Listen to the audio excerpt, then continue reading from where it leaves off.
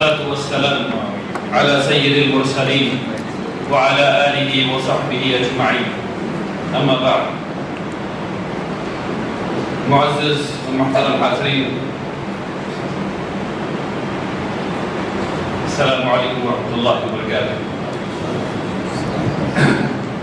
سب سے پہلے شکر ہے اللہ سبحانہ و تعالیٰ کا، جس نے مجھے اور آپ کو، ہم سب کو یہ توفیق عطا فرمائی کہ ہم لوگ ایک عبادت کے سلسلے میں، صدقہ جاریہ کے سلسلے میں یہاں ایک دوسرے کو سمجھنے سمجھانے حاضر ہوئے ہیں۔ اللہ تبارک تعالیٰ ہماری حاضری کو قبول فرمائے، آمین یا رب العالمین۔ اللہ سبحانہ و تعالیٰ کی حمد و ثنا کے بعد میں بہت شکر گزار ہوں مدینہ ایجوکیشن ٹرسٹ کا اور تلنگانہ وقف سیل کا، جنہوں نے اس پروگرام کو منعقد کیا ہے۔ اللہ تبارک تعالیٰ آپ لوگوں کی محنت کو قبول فرمائے، آمین یا رب العالمین۔ تو اصل میں بات یہ ہے کہ میں نے سمجھا تھا کہ یہ ورک شاپ کی قسم کی چیز ہے، جس میں مجھے آپ کو تفصیل سے اس بل کے سلسلے میں بتانا ہے، اور اس کے لیے پورا ایک پریزنٹیشن تھا جو تقریباً 2 گھنٹے سے زیادہ پر ہے، لیکن اب چونکہ پریزنٹیشن سامنے نہیں ہے، اس لیے آپ کو میری تقریر سننا پڑے گی۔ میں بہت معافی چاہتا ہوں۔ تو وقف بل کے سلسلے میں کئی باتیں ہوئی ہیں، میں چند باتوں پہلے چند تمہیدی گفتگو کرنا چاہتا ہوں، پھر 5-6 چیزیں اس کے بارے میں بات کروں گا اور انشاءاللہ اپنی بات ختم کر دوں گا۔ سب سے پہلی بات یہ ہے کہ چونکہ ماشاءاللہ نوجوان بھی یہاں کافی ہیں، اس لیے میں چاہتا ہوں کہ اسلامی جو مفردات ہیں، جو ووکیبلری ہے، اس کو آپ کے سامنے رکھوں وقف کے سلسلے میں۔ اچھا، چونکہ نوجوان ہی موجود ہیں، اس لیے میں کوشش کروں گا کہ میری زبان اردو اور انگریزی دونوں کا کچھ ملی جلی شکل ہو، تاکہ بات سب کی سمجھ میں آ جائے۔ وقف جو ہے اصل میں اس چیز کو کہتے ہیں، اس پراپرٹی کو کہتے ہیں جسے ایک انسان اللہ سبحانہ و تعالیٰ کی رضا کی خاطر، اللہ تبارک تعالیٰ سے امید ہے کہ اللہ تبارک تعالیٰ اس سے راضی ہو جائیں، اس سے خوش ہو جائیں، وہ اس چیز کو جو اس نے کمایا ہے، جو اس کی جائیداد ہے یا اس کو وراثت میں ملی ہوئی ہے، یعنی کہ وہ اس کی جائیداد ہے، وہ واپس اللہ سبحانہ و تعالیٰ کے نام پہ کر دیتا ہے، یعنی وہ اللہ کی ملکیت ہو جاتی ہے، ٹھیک ہے نا، وہ اللہ کو ہدیتاً واپس کر دیتا ہے، اور پھر اس کے بعد اس پراپرٹی میں اس کا کوئی حصہ باقی نہیں رہتا۔ میں اس کو عام فہم الفاظ میں سمجھانے کی کوشش کر رہا ہوں۔ جو شخص ایسا کرتا ہے، جو وقف قائم کرتا ہے، اس کو واقف کہتے ہیں، جو وقف قائم کرتا ہے اس کو واقف کہتے ہیں، اور پھر جو اس وقف کو مینیج کرتا ہے اس کو متولی کہتے ہیں۔ واقف اگر وہ نیت کر دے کہ یہ زمین یہاں سے لے کر کے یہاں تک اس رقبے میں وقف کر رہا ہوں، اب یہ وقف ہو گیا۔ اب وہ اس زمین کو اس کے بعد واپس نہیں لے سکتا، اس زمین کو وہ تحفہ بھی نہیں دے سکتا، اس زمین کی ادلا بدلی بھی وہ نہیں کر سکتا۔ یہاں پہ بات ختم ہو جاتی ہے۔ جو متولی ہیں، جو مینیجر ہیں، کیئر ٹیکر ہیں، وہ اس زمین سے یا اس گھر سے یا اس چاپا کل سے یا اس کنویں سے یا اس سرائے سے کوئی اور کام نہیں کر سکتے سوائے اس کے جس چیز کی نیت واقف نے، یعنی وقف کرنے والے نے کی۔ اس کو خوب اچھی طرح سمجھ لیجیے۔ کل جب میں اس کو پریزنٹ کر رہا تھا بنگلور میں، تو کئی لوگوں نے مجھ سے کہا کہ وقف کی اتنی زمین ہے، اس سے ہم لوگ یہ کیوں نہیں کرتے، یہ کیوں نہیں کرتے، یہ کیوں نہیں کرتے۔ تو آپ کو یہ سمجھنا ضروری ہے کہ جب واقف وقف قائم کرتا ہے تو اس کے پاس ایک نیت ہوتی ہے جس کے ذریعے وہ اللہ سبحانہ و تعالیٰ کے نزدیک پہنچنا چاہتا ہے۔ مثلا بہت سال پہلے سیریا کے علاقے میں، شام کے علاقے میں چائنیز پلیٹ پہنچی، چائنا مٹی والی جو پلیٹ ہوتی ہے وہ پہنچی، اور وہ بہت مہنگی ہوا کرتی تھی، اور وہ وہاں کے ریسٹورانٹس میں استعمال ہوتی تھی۔ اور جو سرورس ہوتے تھے کچھ 14 سال کے بچے، 15 سال کے بچے، 18 سال کے بچے، 20 سال کے لوگ، ان کے ہاتھ سے کرکٹ ٹوٹ گئی تو ان پہ تشدد کیا جاتا تھا کیونکہ بڑی مہنگی پلیٹس ہوتی تھی تو مار بار پڑ جاتی تھی. تو ایک آدمی نے وقف قائم کیا کہ اس وقف سے جو پیسے آئیں گے اس سے پورے اس علاقے میں اگر کسی کے ہاتھ سے پلیٹ ٹوٹ کے گر گئی تو وہ اس آمدنی سے اس کو دے دی جائے، بچوں کو مارا نہیں جائے، اور وہ اس کے ذریعے اللہ کی رضا حاصل کرنا چاہتا ہے. اب اس وقف سے کچھ اور کام نہیں کیا جا سکتا، صرف یہ کام کیا جا سکتا ہے، الا یہ کہ ایک زمانہ آ جائے جب چائنیز پلیٹ اتنی سستی ہو جائے کہ اس کی وجہ سے کسی کو مارنا پڑے.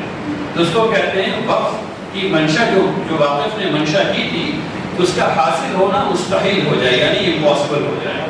تب اس علاقے میں جو امیر ہوں گے ان کی اجازت سے جو قاضی ہوں گے وہ اس کی منشا کو اسلامی فقہ کے اندر وہ چیز جو اللہ کو راضی کرتی ہو، جو اس منشا سے قریب قریب ہو، وہ اس کو تبدیل کریں گے. وہ ایکسیپشن حالت ہے، وہ استثنائی صورت ہے، وہ عام صورت نہیں ہے. تو آپ لوگوں کو پتہ چلا کہ واقف کون ہوتا ہے، وقف کیا ہوتا ہے، اس میں نیت کتنی اہم ہوتی ہے، اور متولی کیا ہوتا ہے. متولی کے بارے میں ایک بات اور بتا دوں کہ متولی کا کام یہ ہے کہ وقف کی جائیداد کی حفاظت کرے اور اس سے جو واقف کی منشا تھی اس کی تنفیذ کرے، یعنی کہ اس کو ایگزیکیوٹ کرے اور اس میں احسان کے درجے تک لے کر کے اس کو جائے. کیونکہ اللہ تعالیٰ نے ہر مسلمان کو جو ٹیسٹ کرنے کا کرائٹیریا بنا دیا ہے وہ ہے احسان کا درجہ حاصل کرنا. ٹھیک ہے نا؟ الذی خلق الموت والحیات لیبلوکم ایکم احسن عملا. ٹھیک ہے نا؟ تو یہ بات موٹی موٹی بات تھی وقف کے سلسلے میں. اب وقف بل پر آتے ہیں. وقف بل جو ہے، ہم لوگ ایک دستوری جمہوریت میں رہتے ہیں، تو ہم لوگوں کو جاننا چاہیے کہ دستور کیا چیز ہے اور دستور کا اصول کیا ہے. اس کو سمجھنے کی کوشش کیجیے. تاریخی طور پر اگر دیکھا جائے تو ہندوستان کا دستور جب بن رہا تھا تو اس کے پیچھے جو حالات تھے، جو محرکات تھے، جو موٹیویشنز تھے، اس کو سمجھیے. اور یہ بہت اہم بات آپ سے کر رہا ہوں، خاص کر کے نوجوانوں، آپ کو سمجھنے کی ضرورت ہے. 1947 میں 1901 سے 1950 کا دور جو گزرا ہے انسانی تاریخ میں، یہ سب سے زیادہ قتل و غارت کی تاریخ ہے. اس میں پہلی جنگ عظیم ہوئی ہے، 1.5 کروڑ سے تقریباً 2.5 کروڑ لوگ مارے گئے. دوسری جنگ عظیم ہوئی ہے، اس میں 6.5 کروڑ سے 8 کروڑ لوگ مارے گئے. بنگال فیمن ہوا ہے، اس وقت ہندوستان کی آبادی 38 کروڑ کی اور 30 لاکھ لوگ کھڑے کھڑے گر کے مر گئے. 38 کروڑ میں 30 لاکھ لوگ. تو ایسا وقت ہے، پورے ہندوستان میں صرف 16% لوگ، ہر 100 میں صرف 16 لوگوں کو پڑھنا لکھنا آتا ہے، صرف 16. ٹھیک ہے نا؟ ایک انڈسٹری نہیں ہے. انگریزوں نے پوری اکانومی تباہ کر دی ہے، ایک انڈسٹری نہیں ہے. ایسے وقت میں جب بھوکمری ہے، جب جابس نہیں ہیں، جب تعلیم نہیں ہے، لاکھوں لوگ مارے گئے ہیں. ہندوستان پاکستان کا بٹوارا ہوا ہے اور غالباً 10 لاکھ لوگوں کا قتل ہو گیا ہے. اس سے پہلے 20 لاکھ لوگ مارے گئے ہیں، اس سے پہلے کئی کروڑ لوگ مارے گئے ہیں. اور جب جس دن ہندوستان آزاد ہوا ہے اور پاکستان بن گیا ہے، اس دن ہندوستان میں 565 ریاستیں ہیں جن کو فیصلہ کرنا ہے کہ ان کو اس ملک کے ساتھ رہنا ہے، پاکستان کے ساتھ رہنا ہے یا انڈیپینڈنٹ ہونا ہے. اور پھر اس میں جو ایکشنز ہونے والے ہیں وہ بھی آنے والے ہیں. یعنی کچھ اسٹیٹس پر چڑھائی ہونی ہے، ان کو ملٹریلی ان سے لڑائی ہونی ہے، لوگوں کا خون بہنا ہے اور پھر ان کو انیکس کیا جانا ہے ہندوستان میں. حیدرآباد اس میں سے ایک ہے، گوا دوسرا ہے، سکم تیسرا ہے، اور کچھ ایسے ہیں جن کو پیسے دیے جانے ہیں، جن کو عہدے دیے جانے ہیں. گوالیار کچھ فورن ریاستیں، گوا فورن ریاست ہے. جب بھی کوئی سینٹرل بل آتا ہے اور وہ کانکرنٹ لسٹ میں ہوتا ہے تو اس کو پریفرنس سینٹرل بل کو دیا جاتا ہے. ہندو کوڈ بل گوا میں لاگو نہیں ہوتا، باقی سب چیز گوا میں لاگو ہوتی ہے. ہندو کوڈ بل گوا میں لاگو نہیں ہوتا ہے. اگر ایک ہندو مرد کو اگر مرد بچہ پیدا نہیں ہو تو وہ دوسری شادی کر سکتا ہے. لیکن ہندو کوٹ میں شادی نہیں کر سکتا. یہی ہندو مہاراشٹر میں دوسری شادی نہیں کر سکتے لیکن گوا میں کر سکتے ہیں. کیوں؟ کیونکہ انیکسیشن ڈاکیومنٹ پہ جس طرح لوگ سمجھتے ہیں کہ 370 جو اسے کشمیر کے لیے تھا, نہیں, ویسا 370 بہت ہے ہمارے کانسٹیٹیوشن میں, ایک گوا کے لیے بھی. اور وہاں یہ سائن ہوا تھا کہ نہیں, یہ جو پرسنل لاز ہیں وہ پرچگیز پرسنل لاز ہی چلیں گے. ٹھیک ہے نا. ٹھیک اسی طریقے سے ناگالینڈ الگ ہے, الگ الگ ریاستوں کے ساتھ الگ الگ معاہدے کیے گئے ہندوستان میں ملانے کے لیے. اور وہ سب ایک اسٹریٹجی ہے جو ہماری حکومت نے اپنائی اور پورے ہندوستان کو ایک کیا. لیکن ابھی بھی آپ نارتھ ایسٹ اسٹیٹس میں اگر جائیں گے تو آپ کو ایک پرمٹ لینا پڑتا ہے جانے کے لیے. آپ انڈین سٹیزن ہیں, وہ بھی انڈین سٹیزن ہیں, لیکن آپ ادھر جانے کے لیے پرمٹ لینا پڑتا ہے. تو اس فریم ورک کو ذہن میں رکھیے اور پھر سوچیے کہ کیسا دستور بنایا جائے گا جس سے کہ سب لوگ خوش ہو جائیں گے, سب کو لگے گا ساتھ میں ساتھ اچھی چیز آ رہی ہے. اس کے اندر بہت ڈھیر ساری لبرٹیز دی جائے گی, بہت وائڈ لیٹیٹیوڈز دیے جائیں گے. ٹھیک ہے نا. اس وقت زمین کا حق بھی فنڈامنٹل رائٹ بنایا جائے گا. یعنی کہ آپ جب حکومت سے کہہ سکتے تھے کہ میرے پاس زمین نہیں, زمین دو. ٹھیک ہے نا. اور اس وقت فوراً واپس لے لیا جائے گا, وہ ایک الگ مسئلہ ہے. اس کو لیگل رائٹ بنا دیا جائے گا, وہ ایک الگ مسئلہ ہے. لیکن مسئلہ یہ ہے کہ ایسا قانون بنایا گیا جس میں فریڈم آف ایکسپریشن ہے, آپ جو چاہیں کوئی قید نہیں. فریڈم آف ریلیجن جو تابع نہیں ہے باقی تمام فریڈمس کو. تو اس قسم کا قانون بنایا گیا کہ سب نے کہا کہ بہت اچھی بات ہے, ہم لوگ اس پہ رہ لیں گے. تو وہ جو قانون بنا ہے, وہ جو دستور بنا ہے, وہ ہے کانٹریکٹ. کانٹریکٹ کس بیسس پر؟ ایک سٹیزن اور ایک حکومت کے درمیان. اس میں کیا ہوا ہے؟ اس میں ہم لوگوں نے اپنی کچھ لبرٹیز حکومت کو دی. حکومت سے ہم لوگوں نے یہ کہا ہے کہ میں اپنے گھر میں 4 گنڈے نہیں رکھنا چاہتا جس کو ہم پستول دیں تاکہ وہ میری گھر کی حفاظت کریں, تاکہ وہ میرے علاقے کی حفاظت کریں. ہم اپنی حکومت پر یقین رکھتے ہیں, ہم ٹیکس دیں گے, آپ ہم سے ٹیکس دیجئے اور ایک ملٹری بنائیے جو کہ ہماری بارڈر کی حفاظت کرے. پھر ہم نے کہا کہ اچھا ایسا ہے کہ ہم کچھ ہمارے شہر میں بدماش لوگ ہیں, ان سے بچانے کے لیے پولیس کا انتظام بھی کیجیے. یہ اور بات ہے کہ ہمیں سوچنا چاہیے کہ ہماری سوسائٹی کیسی ہوگی جہاں پولیس والے موجود. ٹھیک ہے نا, وہ ایک الگ ڈیبیٹ ہے, لیکن پولیس بھی چاہیے. پھر ہم نے کہا کہ اچھا ایسا کرتے ہیں, سب لوگ جنریٹر چلائیں گے تو بہت بجلی لگے گی, سب کو جنریٹر کا الگ الگ پیسہ لگے گا. تو حکومت آپ بجلی بنائیے, ہم آپ کو ٹیکس دیں گے اور بجلی آپ سے خریدیں گے. روڈ بنائیے. تو ایک معاہدہ ہے جو قائم ہوا ہے اسٹیٹ میں اور انڈیویجول میں. ہم لوگوں نے اپنی کچھ لبرٹیز ان کو دے دی ہیں اور ان سے سروسز خریدی. یہ معاہدہ ہے جو لگاتار چل رہا ہے اسٹیٹ اور سٹیزن کے درمیان, ایک کانٹریکٹ ہے جو چل رہا ہے. اس کانٹریکٹ کے پرسپیکٹو سے جو بات آپ کو سمجھانی ہے مجھے وہ یہ ہے کہ جب ایک کانٹریکٹ بنتا ہے تو 2 پارٹیز بیٹھ کے کانٹریکٹ بناتی ہیں. جب دستور لکھا جا رہا تھا تو جب بل ایک کمیٹی بنا دیتی تھی تو اس کو فیڈ بیک کے لیے اخباروں میں شائع کیا جاتا تھا, اور صرف 16% عوام پڑھی لکھی تھی. لیکن اس کے باوجود اخبار مقہا میں یعنی وہ چائے خانوں میں آیا کرتا تھا, اور اس کے بعد لوگ اخبار پڑھا کرتے تھے اور سارے لوگوں کو آس پاس بیٹھ کے سمجھایا کرتے تھے کہ یہ قانون بن رہا ہے, یہ قانون بن رہا ہے, ایسا ہو رہا ہے. تو ایک میس اویئرنیس تھی کہ یہ دستور بن رہا ہے. ایک عام آدمی اس میں انوالو تھا کہ ایسا دستور بن رہا ہے, اس میں یہ ہو رہا ہے, ہم کو اپنے ایم پی کو یہ کہنا ہے, ہم کو اپنے ایم ایل سی کو یہ کہنا ہے, ایم ایل اے کو یہ کہنا ہے. مگر ایک پوری مہم تھی جو 2 سال تک چلی, ایک پوری مہم تھی جو 2 سال تک چلی. اس کے بعد آیا امینڈمنٹ اور آتے رہے امینڈمنٹ. 105 سے زیادہ امینڈمنٹ آ چکے ہیں. یہاں جتنے لوگ اس کمرے میں بیٹھے ہوئے ہیں, میں سب سے پوچھ رہا ہوں, پچھلی دفعہ کب ہوا تھا کہ جب امینڈمنٹ آیا اور آپ نے پورا امینڈمنٹ پڑھ کر کے اور پھر اس پہ تنقید کی اور بتایا حکومت کو کہ ایز اے سٹیزن یہ والی چیز غلط, یہ والی چیز غلط, یہ والی چیز غلط, یہ والی چیز صحیح, یہ والی چیز صحیح, یہ والی چیز صحیح, یہ والی چیز غلط. میں اس تجربے کو پچھلے 2 سال میں یو سی سی تجربہ کر رہا ہوں. کئی میٹنگس میں نے ریٹائرڈ ایڈمنسٹریٹرس کی ہے، کرنٹ اینڈ ریٹائرڈ پولیٹیشینس سے کی ہے، جس میں ایم پی بھی ہیں، ایم ایل سیز بھی ہیں، ایم ایل ایز بھی ہیں. میں آج تک کبھی ایسا نہیں ہوا کہ کسی نے ہاتھ اٹھا کے ہو کہ میں نے پورے بل کو پہلے پڑھا تھا. پارشل ٹھیک، پورے کو کبھی نہیں، آج تک نہیں، ایک ہاتھ نہیں اٹھایا.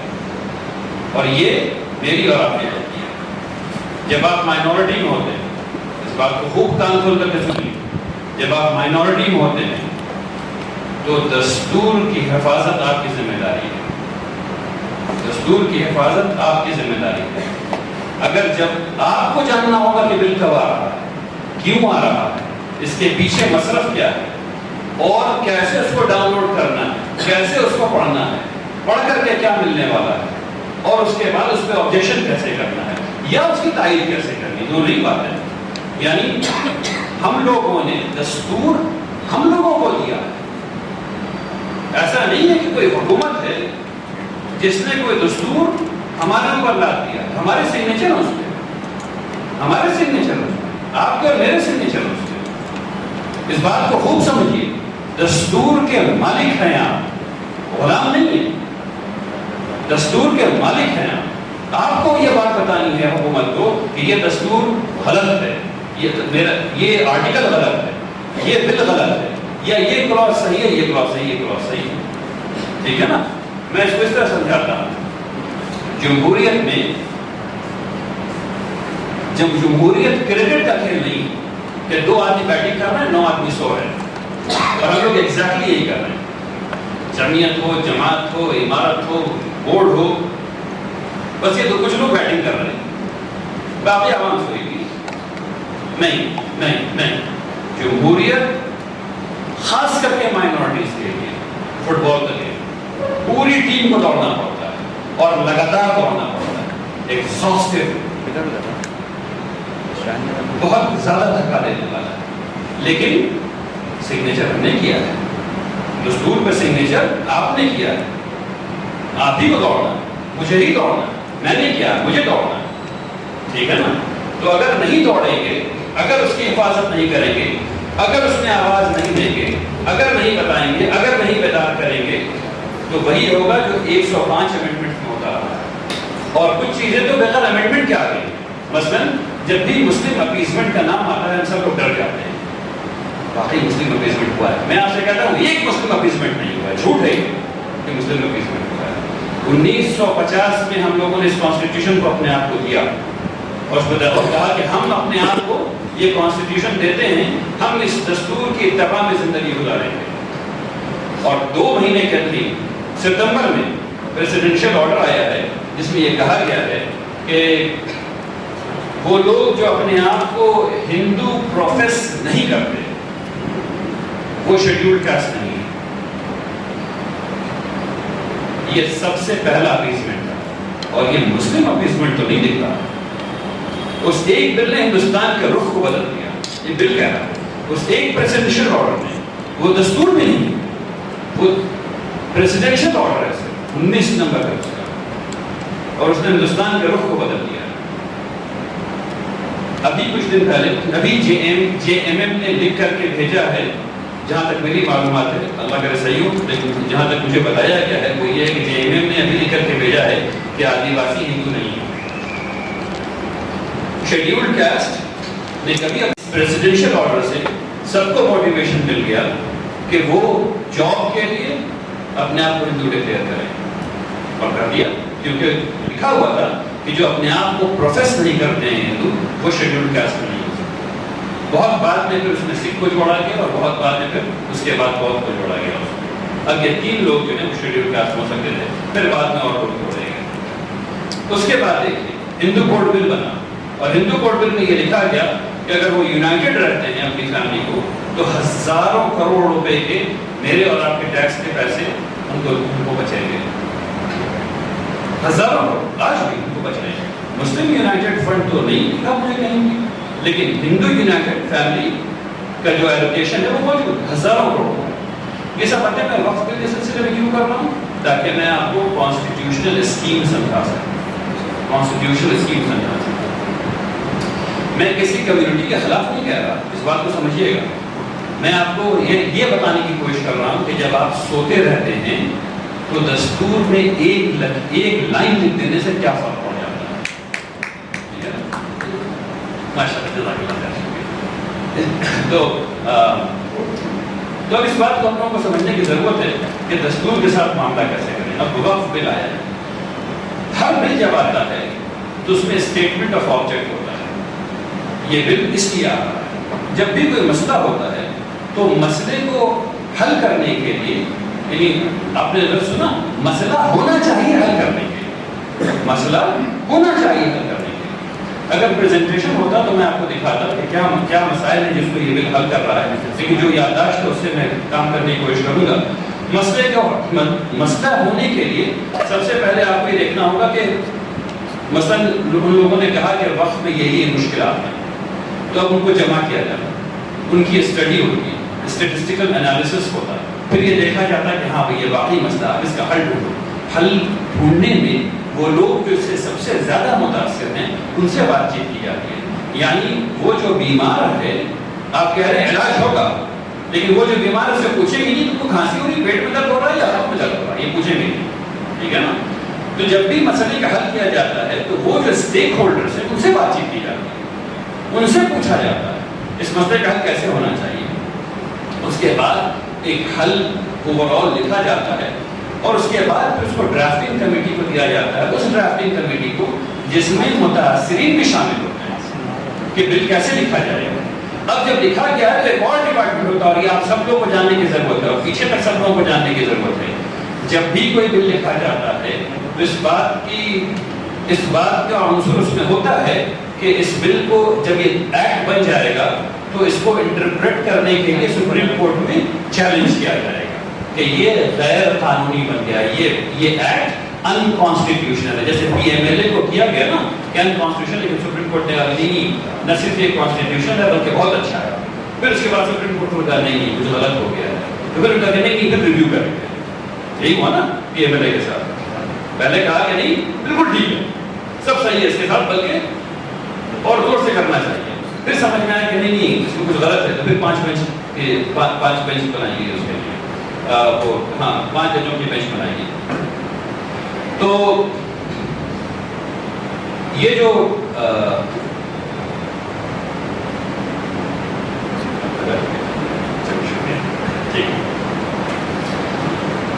تو جب متاثرین شامل, جب وہ بل تیار کیا جاتا ہے کوئی بھی, تو ایک پوری ٹیم ہوتی ہے لا منسٹری میں جو اس بات کو ریویو کرتی ہے کہ یہ بل کانسٹیٹیوشن کے عین مطابق ہے, کانسٹیٹیوشن کے کسی فنڈامنٹل رائٹ کو وائلیٹ نہیں کر رہی, کانسٹیٹیوشن کے کسی آرٹیکل کو وائلیٹ نہیں کر رہی.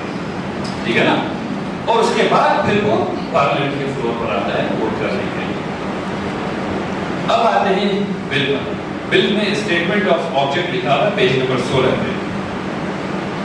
ہاں 16 پہ اسٹیٹمنٹ آف آبجیکٹ میں آپ پڑھیں گے اس کو تو اس میں بہت اچھے اچھے الفاظ لکھے ہیں. اس میں لکھا ہوا ہے کہ یہ بل لایا جا رہا ہے ایشوز کو ریزالو کرنے کے لیے جو وقف بورڈ کے پاورز وقف بورڈ کے پاور کے ساتھ جو ایشوز ہیں. کیا ایشوز ہیں اس پہ بل سارے. یہ بل لایا جا رہا ہے مینجمنٹ ایفیشنسی بڑھانے کے لیے. تو آپ نے کون سی ایفیشنسی اسٹڈی کی تو ذرا بتائیے, کس چیز میں بہتر ہونا ہے, کون سی چیز تھی جو 70% ٹھیک تھی جس کو آپ 90% ٹھیک کرنا چاہتے ہیں, اس کو بتا دیجیے. یہ بل لایا جا رہا ہے انکروچمنٹ کو ٹھیک کرنے کے لیے. اچھا تو مطلب یہ کہ آپ نے پڑھا اور دیکھا کہ 2013 میں جب یہ JPC بنی تھی تو اس نے بتایا تھا کہ گورنمنٹ سب سے بڑی انکروچر آف لینڈ. ٹھیک ہے نا. تو آپ یہ کہنا چاہتے ہیں کہ 63,000 پراپرٹیز انکروچڈ ہیں حکومت کی. ہم اس بل میں سمری ایویکشن پاورز دیں گے جیسے کہ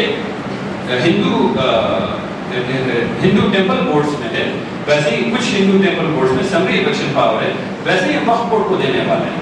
ایسی بات تو آپ نے کچھ نہیں کی ہے.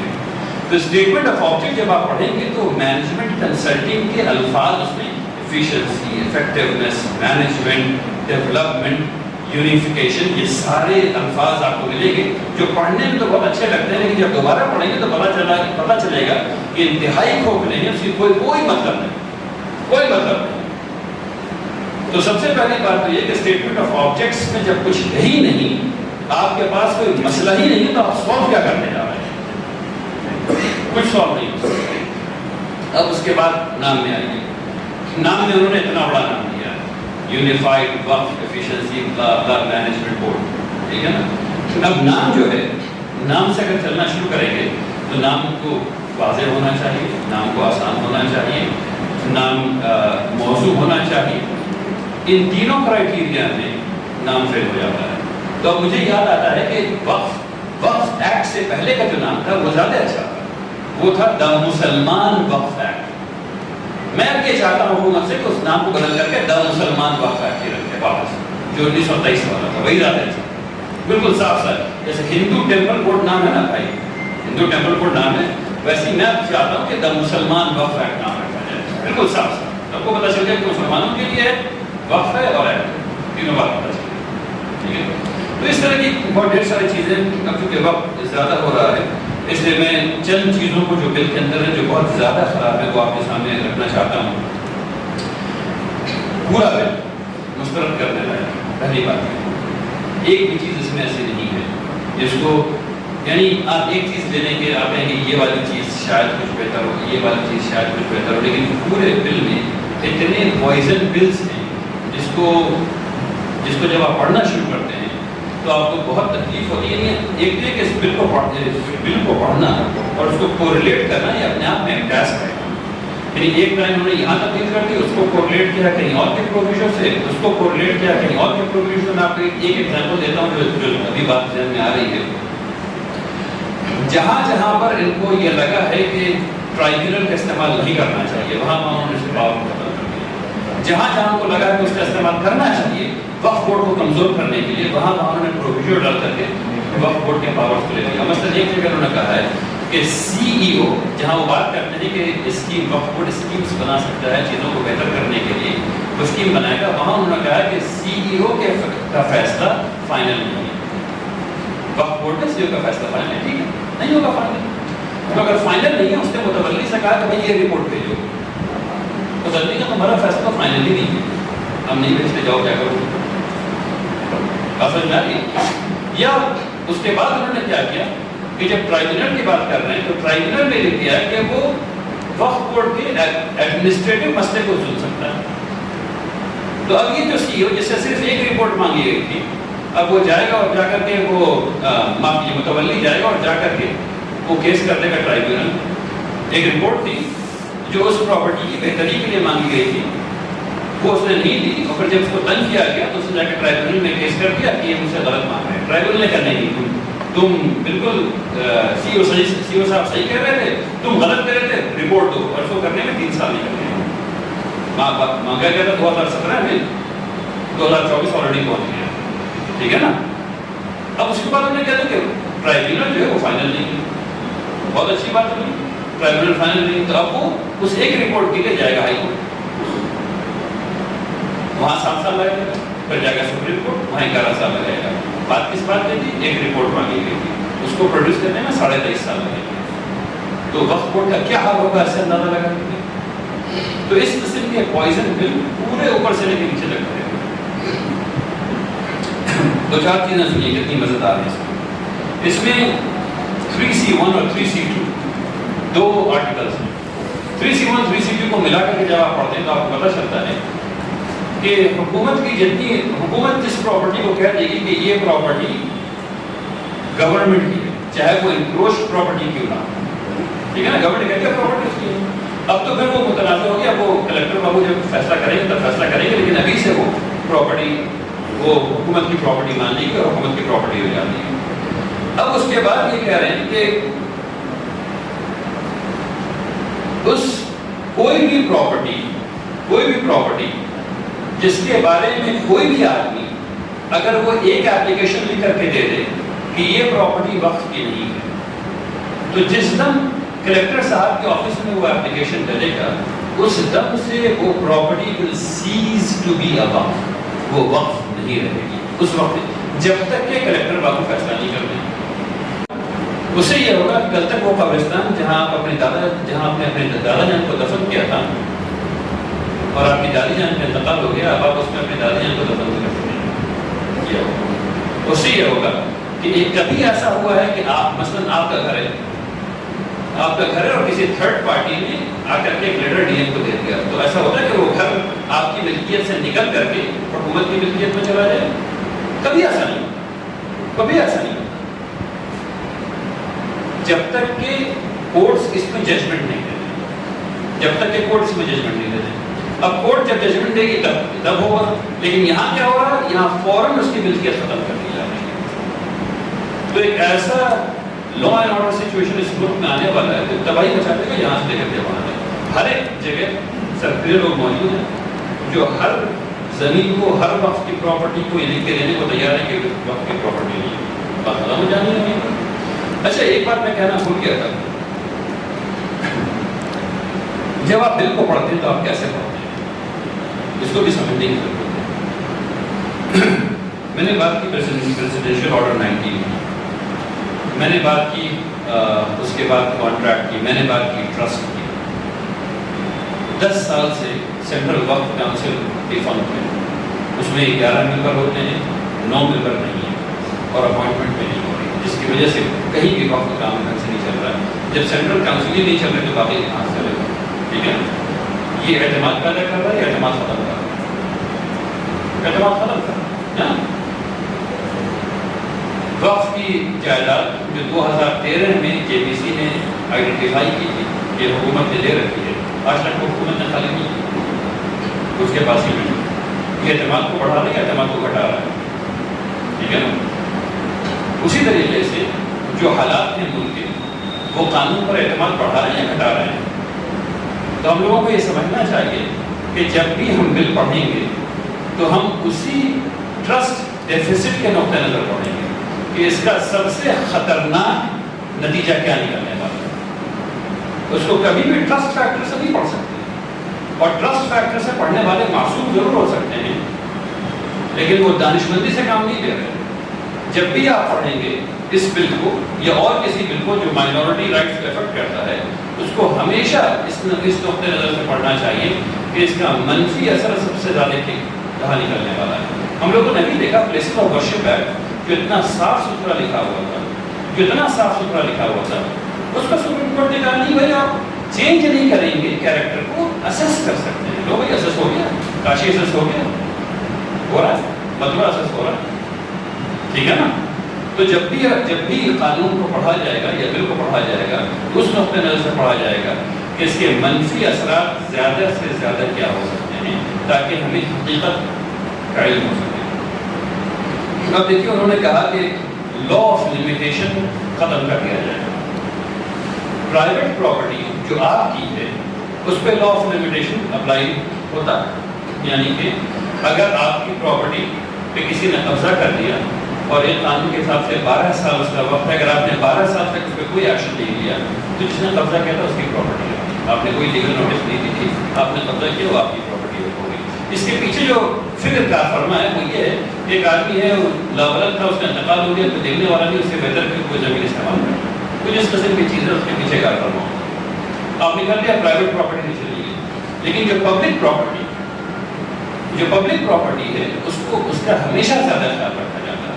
کیا ایسا ہو سکتا ہے کہ گورنمنٹ کی پراپرٹی پر آپ اپنا ولا بنا دیں اور سامنے 3 گاڑی کھڑی کر دیں اور 50 سال ہو جائے آپ کو اس پراپرٹی کو قبضہ کیے ہوئے اور اس پہ گھر بنائے ہوئے، لیکن جس دن حکومت جاگے گی اس دن صرف ایک چھوٹا سا بلڈوزر بھیج کر کے ساری پراپرٹی کو تہس نہس کروا دیں گے. اس کو 2 بلڈوزر بھیجنے کی ضرورت نہیں پڑے گی، ایک ہی بلڈوزر کافی ہو جائے گا. بات سمجھ میں آ رہی ہے؟ تو کبھی ایسا نہیں ہوتا. تو لا آف لمیٹیشن یہ بتاتا ہے کہ کب تک اس پراپرٹی پہ کوئی کارروائی نہیں ہو تو بھی یہ پراپرٹی جو اس کا اونر تھا وہ رہے گا. ٹھیک ہے نا. اسٹیچو آف لمیٹیشن اور چیزوں میں بھی کام کرتا ہے. مثلا اگر کوئی چوری ہو گئی ہے تو وہ کب تک اس کو چور کو پکڑا، یعنی کتنے سال گزرنے تک وہ حد قائم ہوگی یا نہیں ہوگی. اگر اتنا سال گزر گیا، 20 سال گزر گیا مثلا، تو پھر اس کو معاف کر دیا جاتا ہے. جاؤ کوئی بات نہیں. میں مثال دے رہا ہوں. تو کرائمز پر بھی اسٹیچو آف لمیٹیشن ہے اور سول پر بھی. یہ جو وقف کی پراپرٹی ہے اس پر 1995 کے ایکٹ کے تحت یہ لا آف لمیٹیشن سے اس کو مستثنا رکھا گیا. اس پہ اپلائی نہیں کرتا. اس کا مطلب یہ ہے جو سپریم کورٹ کے 5 ڈیسیجن سے، اس سے زیادہ ڈیسیجن سے، لیکن 5 جو ہم لوگوں نے پڑھے ہیں، جس میں یہ بتایا گیا ہے کہ ونس اے وقف آلویز اے وقف. کیونکہ جو کہ یعنی اسلامی شریعت کا قانون ایک دفعہ وقف ہو گیا، ہمیشہ کے لیے وقف ہے. ٹھیک ہے نا؟ تو اب جو ہے یہ وقف کی جائیداد اس سے باہر ہوگی. اس کا نتیجہ کیا نکلنا ہے، اس کو سمجھ گئے. نتیجہ یہ نکلنا ہے کہ جس دن یہ ختم ہوگا اس دن جتنے لوگوں نے انکروچ کیا ہوا ہے، اور خاص کر کے حکومت جس نے انکروچ کیا ہوا ہے، اس دن وہ اس وقف، اس جائیداد کی مالک ہو جائیں گے. اس دن اس جائیداد کے مالک ہو گئے. جو پراپرٹیز تھی جس میں وہ انکروچ تھی وہ ختم، آپ کے ہاتھ سے گئی. ٹھیک اسی طریقے سے بھائی نے بات کی وقف بائی یوز کی. وقف بائی یوز کے بارے میں یہ بات بتائی جاتی ہے کہ خالی زمین تھی سرکار کی زمین تھی، وہ پبلک پراپرٹی تھی. اس کو مسلمانوں نے ادھر دیکھا کہ ہاں اس کو حکومت دی گئی، اس کو پاکستان بنا دیتے. اور تھوڑ سے جو ہے جب وہ کوئی کسی کا انتقال ہوا وہاں جائے گا نہیں، بالکل ایسی بات نہیں، بالکل غلط بات، یہ جھوٹ بات، ایسا بالکل نہیں ہوا. اس کو سمجھیے اور غور سے سمجھیے. ہندوستان میں جو زمین کی جو انڈرسٹینڈنگ ڈیولپ کی گئی پہلی دفعہ، وہ محمود شاہ تغلق کے زمانے میں کی گئی. اور محمود شاہ تغلق کو آپ لوگوں کو پڑھنا چاہیے، ٹھیک ہے نا، ان کے زمانے میں کی گئی. اس کے بعد جو زمین پہ کام ہوا ہے وہ انگریزوں کے زمانے میں ہوا ہے. اس کو کہتے ہیں کیڈسٹل سروے. اور اس کو بہت غور سے سمجھیے کہ کیڈسٹل سروے کیسے ہوا تھا. کیڈسٹل سروے جو ہوا تھا وہ ایسے ہوا تھا کہ انگریز گئے اور انہوں نے یہ کہا کہ بھائی اچھا یہ حامد صاحب کا گھر ہے، پرائیویٹ پراپرٹی حامد صاحب کا گھر، اس کے بغل میں مندر میں سب لوگ جا رہے ہیں. تو انگریز نے کہا غیر مزروعہ عام، اس پہ کھیتی نہیں ہوتی ہے، یہ عام استعمال کی جگہ ہے. کبھی بریکٹ میں لکھا مندر، کبھی بھول گئے. پھر اس کے بعد آگے چلے، دیکھا کہ دیانند کا گھر ہے، دیانند کے گھر private property, not private property. اس کے بغل میں دیکھا کہ قبرستان، ٹھیک ہے نا، قبرستان میں کھیتی نہیں ہو رہی ہے اور مردے دفن. تو اس میں لکھا غیر مزروعہ عام، اور کبھی بریکٹ میں لکھا قبرستان، کبھی بھول گئے. پھر آگے چلے، دیکھا اچھا بھائی یہاں مسجد ہے، غیر مزروعہ عام. پھر دیکھا اچھا یہاں سرائے ہے، جہاں مسلمانوں نے بنایا، جہاں کوئی جا کے رہتا ہے، غیر مزروعہ عام. 2 کیٹیگری تھی، ایک پرائیویٹ، دوسری غیر مزروعہ عام. ٹھیک ہے نا. تو پہلے جب قبرستان بنتا تھا وہ کیسے بنتا تھا؟ یعنی میں آپ سے یہ پوچھنا چاہتا ہوں، جب وہ جین کا مندر بنا تو ڈیڈ بنی ہوگی، زمین لینڈ ڈیڈ بنی ہوگی، ہندو انڈاؤمنٹ ایکٹ کے مطابق اس پہ سیل سائن اور کیا گیا ہوگا. ارے میرے بھائی اس وقت نہ لینڈ رجسٹری آفس تھی، نہ ڈیڈ بنتی تھی، نہ کچھ.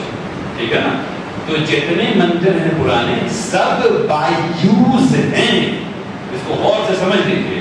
جتنے شمشان گھاٹ ہیں سب کے سب بائی یوز ہیں. کسی کے پاس کاغذ نہیں ہے، کوئی نہیں سکتا، کوئی نہیں سکتا.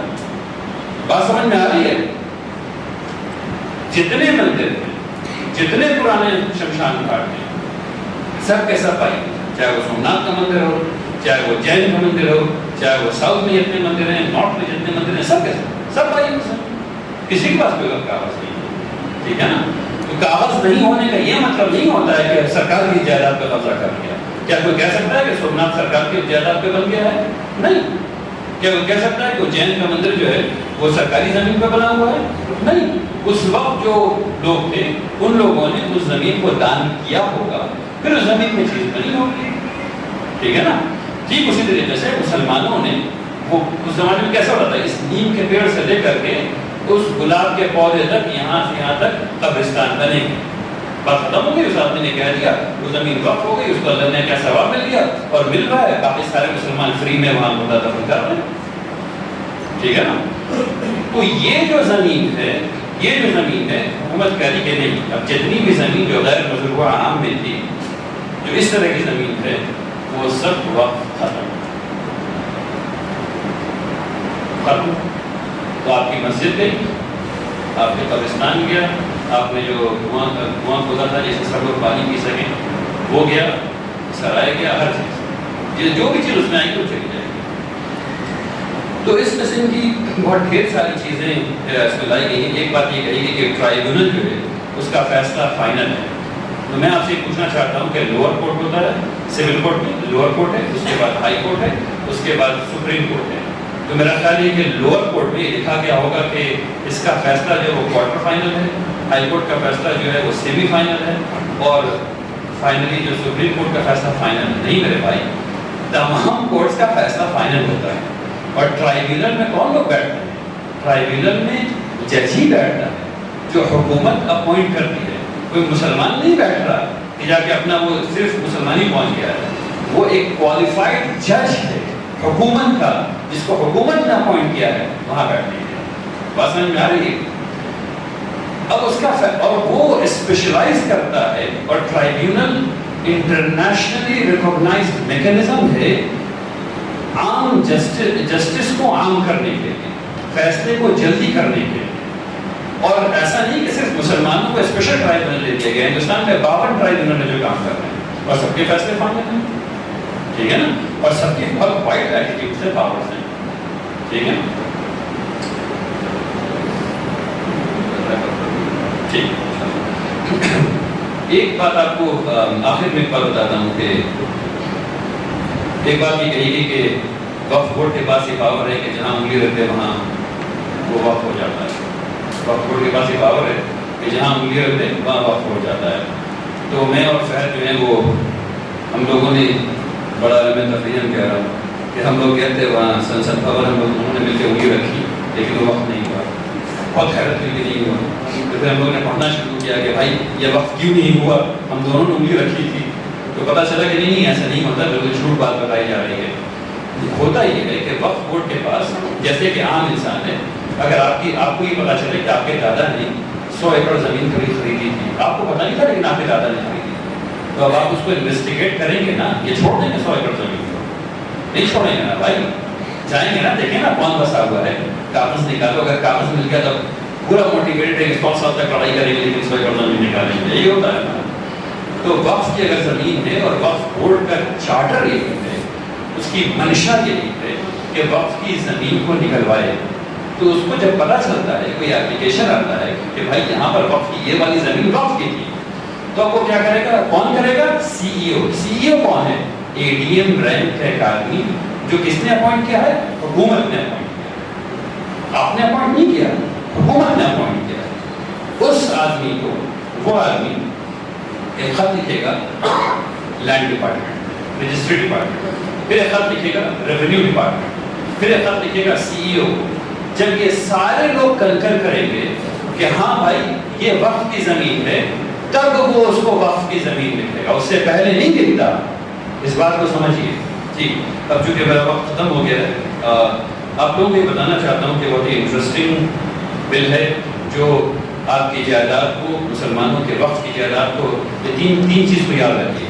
یہ وقف کی جائیداد کو کنٹرول کرنے کے لیے آیا ہے، یہ وقف کی جائیداد سے آپ کو محروم کرنے کے لیے آیا ہے،